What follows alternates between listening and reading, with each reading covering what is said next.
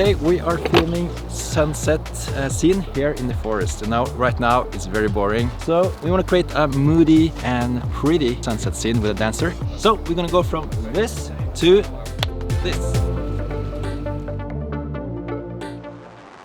Yeah, a little bit back. Yeah.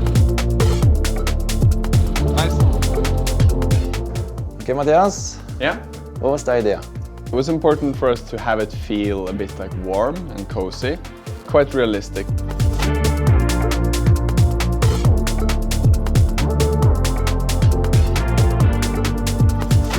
And then we had this lamp from Godox. Yes. So what we did was we placed it far away on the top of a hill, and then we shot it down towards the dancer. We placed the dancer between two trees so that she could kind of move a little bit in and out of the sunlight. And we also placed an 8x8 bounce to kind of bounce some of that sunlight back, just to lift the shadow side just a little bit. So that's actually just one lamp you used for the whole... one lamp. Yeah. So to mimic the sun, we needed to put this light as far away as we could.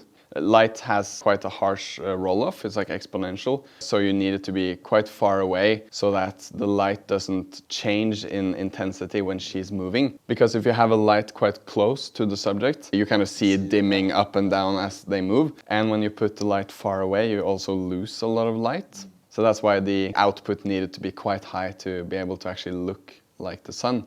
And also, in addition to putting it far away, is the shadows as well, like creating the right shadows. Yeah. You don't want like shadows going out like this. And it looks fake as well. Yeah. So when we heard about this lamp the first time, it struck us that how small it is compared to its power output. Yeah, the size and weight of this is very, very small compared to other similar lights with a similar output, like a 6K HMI, for example. This has the same output, but it's a lot smaller and lighter. You can actually lift it with one person. It's better to be two, just to be safe, but you can lift it. Let's try. I'm gonna just see now.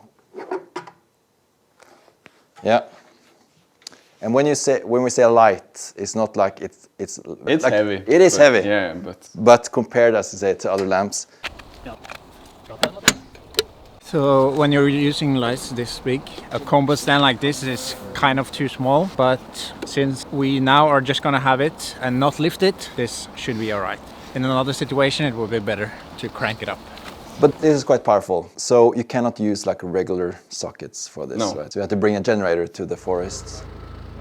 It's a bicolor lamp, so it can go from 2800 Kelvin to 10,000. You can also adjust the color temperature, which is really nice. It's very important that it has high color accuracy because you don't want the sun to look fake. Another thing that's really nice is that we use this Godox Timo link. You can connect this to an iPad using Bluetooth and then disconnect to the lights using wireless DMX. If you have multiple lights, you can control multiple lights in one app. But in our case, we used it to connect to the light that was like up on the hill.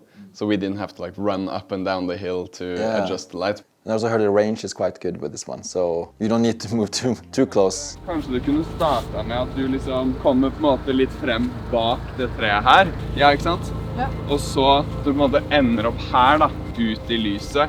Ja, ja. Og så begynner på en måte. The challenge now is actually the haze. We want that haze to give a really nice effect, a moody effect for the shot. But it's a challenge having it look like haze and not smoke. The wind was kind of blowing all around the place, so it was difficult to know where to put the haze. But I think there is some haze in some of the shots in the background. It kind of adds a little bit at least. Okay, so today we're shooting with the almighty setup, the FX3 and the RS3 with a transmitter. Also Sony lens, this is the 35mm. This is all you need. Now we're just waiting for the light to be a little bit darker, the ambient light, so we can get the right mood. Matthias, are you ready?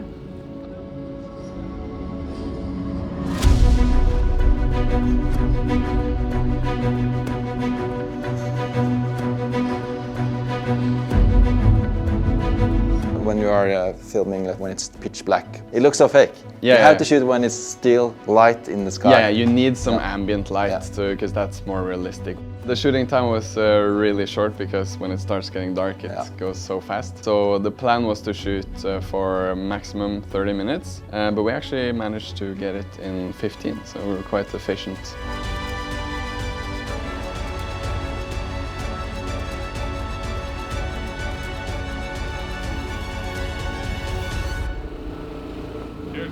Takk.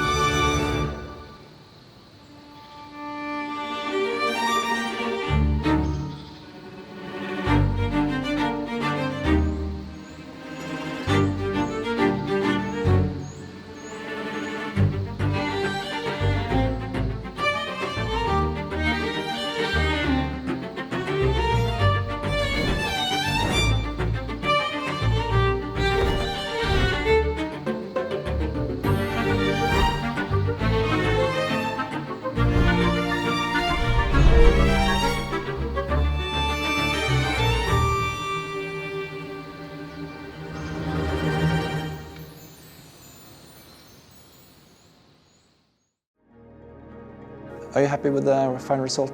Yeah, I think it turned out cool. Yeah, I think when on set, when we looked at the monitor, it was like, this looks like a real sunset. Okay, thank you, Matthias. Looking forward to see what other creators can do with this lamp. So check out the MG6K lamp. There's a link in the description.